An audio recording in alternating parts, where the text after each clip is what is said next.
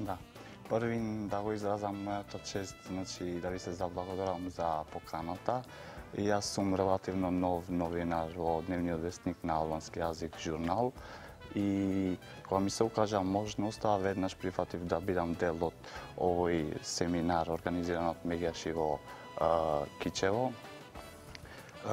Значи, екипата на Мегијаши заедно со еден куп новинари од разни куќи медиуми успеавме да го ажурираме и официализираме Кодексот за заштита на идентитетот, интегритетот и приватноста на децата.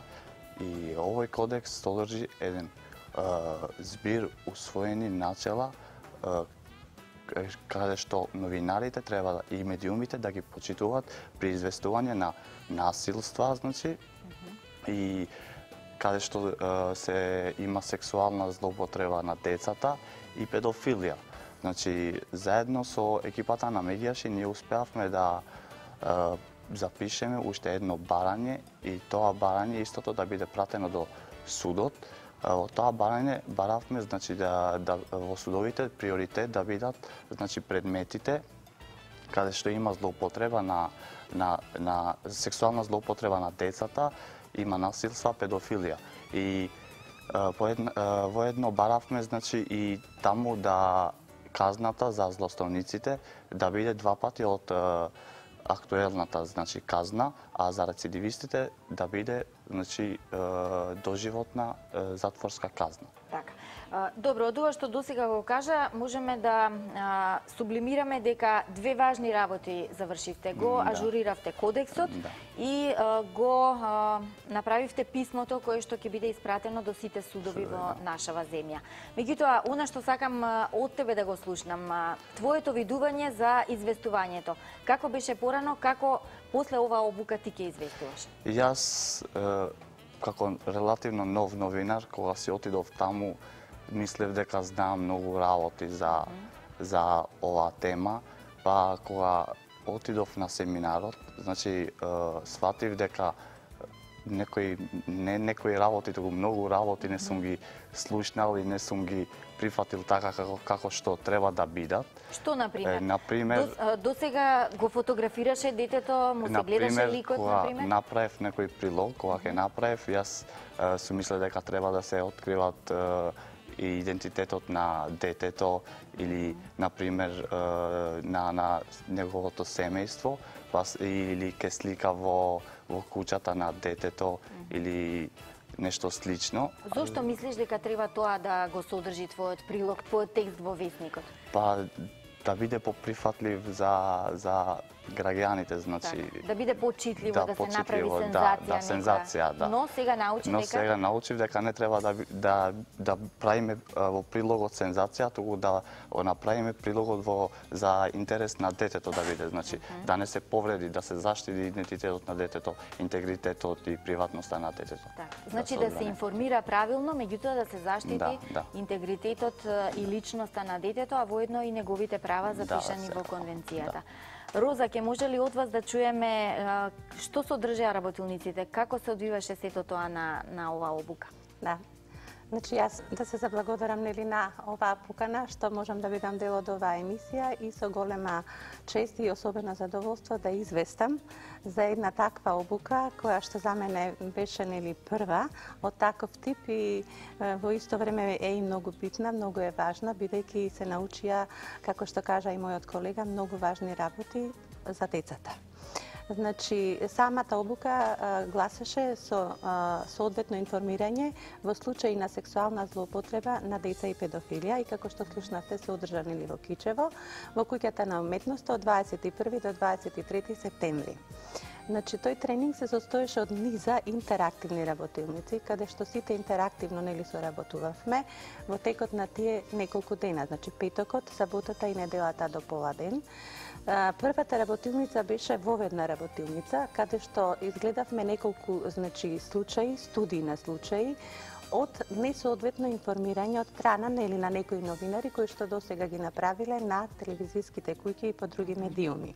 Користеа ли тие прилози? Да, многу користеа, бидејќи на лице место, гледајќи ги нив, можевме да видиме што е добро, што не е добро. Значи се направија тие анализи од наша страна и потоа направивме корекција на истите, значи и презентација на направените корекции, што значи дека на лице место сите ние, сите новинари, сите присутни, видовме каде е сгрешено, каде не е добро, каде не е во интерес на детето, каде повредува дете, каде не се штитат правата на детето и ги заменивме со други зборови, односно преправивме некои начини да не се откриваат идентитетите, нели, да не се изјавуваат до детали настаните и на тој начин се добија поквалитетни прилози кои што се и во интерес на детето, а во исто време да ги задоволат и оние критериуми што се нели потребни за сите луѓе кои што го следат прилогот.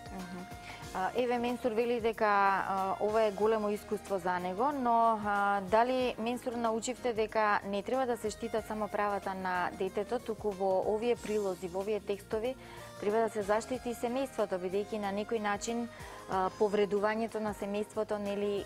Јас не би кажал дека повредувањето на семејството, туку преку откривањето на идентитетот на некој членови од семејството, значи се открива автоматски идентитетот на детето. И затоа мислам дека треба да се заштити и семејството во твојот прилог при известување за такви теми, значи насилства и празни. Вашата помош им беше корисна, бидејќи вие сте волонтер на SOS линијата. Какви повици има? Зашто се жала децата кога станува збор за сексуална злоупотреба? Научија ли дека еве можат на оваа линија да бидат искрени, да бидат отворени, дека ќе добијат помош? Да. Значи таму моето присуство на семинарот беше од тој тип да ги кажам нели своите искуства во врска со оваа проблематика и нормално дека јас произнесов еден дел нели од тие јавувања кои што на колегите им беа една потврда дека нели навистина тоа се случува и дека во последно време се поотворени се децата да зборуваат, бидејќи претпоставам дека и оваа проблематика или престанува веќе да биде табу тема, или пак можеби расте во проценти, значи се зголемува бројот на случаи од таквата проблематика. Сето тоа имаше корист на семинарот, значи да се слушне од мене, од волонтер или на SOS телефонот, кој што ги сподели со присутните моите искуства и каде што, например, кажав дека и кај останатите мои колеги има исто такви јавувања и дека ние сите после заеднички донесуваме одлуки што понатаму, нели, како да се помогне на децата кои што се искрени да се јават дека нели такво и такво им се случило нешто во нивната околина, од нивни блиски, на училиште, било каде, нели, на секаде може да бидат таквите случаи и потоа, нели, кога се јавуваат децата, ние превземаме понатаму други мерки да дојдат нели во амбасадата или ќе земеме точни податоци, ќе отидеме ние на местото на увидот и потоа нели по останатите институции случајот се спроведува до полиција, до службите за социјална работа и така натака, сите тие институции со кои што ние соработуваме. Но на новинарите исто така, значи им беше битно и пака во слободно време додека имавме кафе пауза, значи да прашуваат како ги решаваме тие случаи, дали ние се грижиме за ова тука што го спроведуваме на самата обука, дали ние го запазуваме и кога видоа дека тоа е возможно, дека ние внимаваме, значи прво ние сме личен пример, мислам дека тоа беше уште еден вид инспирација за нив да истраат во ова, да посакаат да ги направат тие промени како млади новинари, нели, бидејќи немаат многу искуство во сето тоа, како помлади се во таа професија, да истраат во тоа и навистина да се подобри тој соодветен начин на известување на таков вид на проблеми. Сега би сакала, Менсур, еве малку од поинаков агол да ја фатам на работата на новинарите. Кога се подготвува една приказна каде што детето е жртва на сексуална злоупотреба, каква е соработката со институциите? Бидејќи од свое искуство знам дека понекогаш и не се добиваат бараните информации и податоци.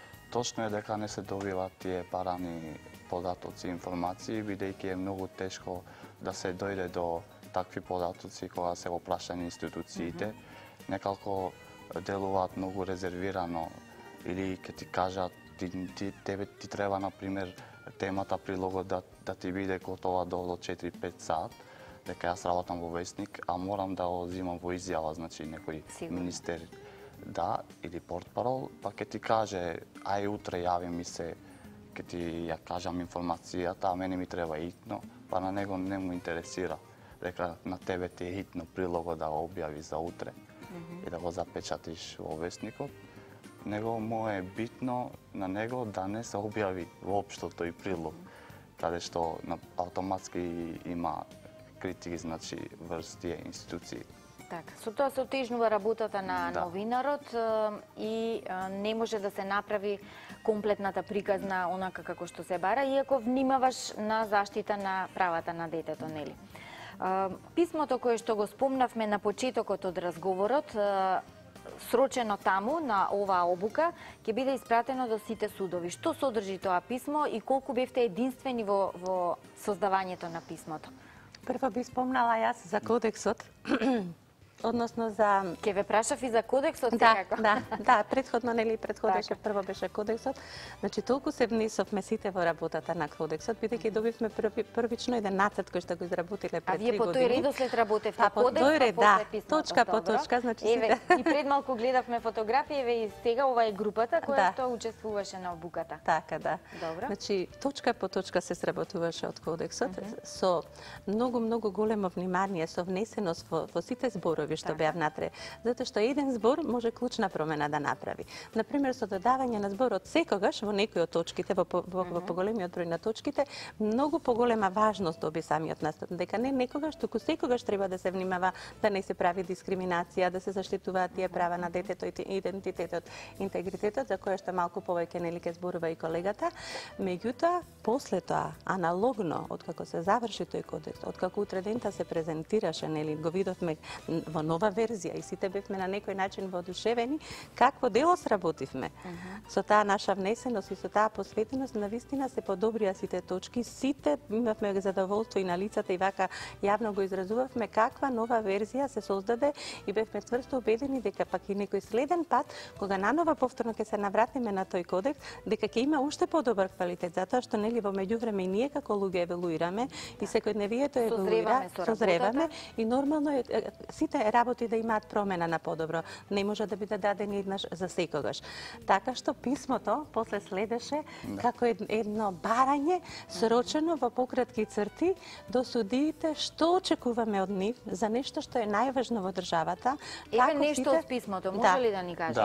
Ајде, како што спомнав и на почетокот, значи ние ќе доставиме и писмо до судовите. Значи во писмото бараме приоритет кај судовите да бидат темите кај што има сексуална злоупотреба на децата, педофилија и насилства. А воедно бараме од судовите, значи да казната за злосторниците да биде 2 пати поголема од актуалната, значи и рецидивистите, значи за рецидивистите да биде казната доживотна казна затвор, значи за нив. Добро. Тоа е. Колку сте оптимистични дека ова ќе допре до нив? Ќе дојде секако, но колку ќе допре и колку мислите дека еве оваа категорија на луѓе кои што работат за правата на децата, за доброто на децата, можат да бидат влијателни кај судиите? Јас тврсто верувам дека мала група ентузијасти ги прави промените. И јас верувам дека убедена сум во тоа. Во прашање можеби само време.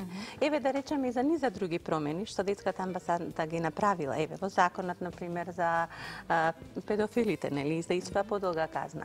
Во почетокот кој веруваше дека тоа ќе успе? Меѓутоа нивната упорност, нивната стручност, професионалност, ангажираност, сето тоа допринесе да дојде до промени. Јас сум убедена дека ако за се така постапуваме, дека промените неизоставно ќе дојдат. Така. Браво за тимот на Меѓаши, а вас би ве прашала, чувствувате ли дека уште една обука би била непотребна, туку дополнување на она што сега го работите? И затоа оставивме, не знам тука во дали стои, значи секојдневието и промените налагат кодексот да не биде конечен и истиот може и треба и понатаму да го усовршуваат и дополнуваат во духот на начелата, прифатени и проверени во однос на професионалната етика на новинарите во Република Македонија. Со ова, значи, ние сакаме да кажеме дека тука не е крајот на нашата работа, значи дека мора уште некој таков сличен семинар, значи може некој има критики врз овој кодекс, па да учествува во тој семинар и да дојде со некои идеи и некои нови идеи, значи, и за да го надополниме, да го усовршиме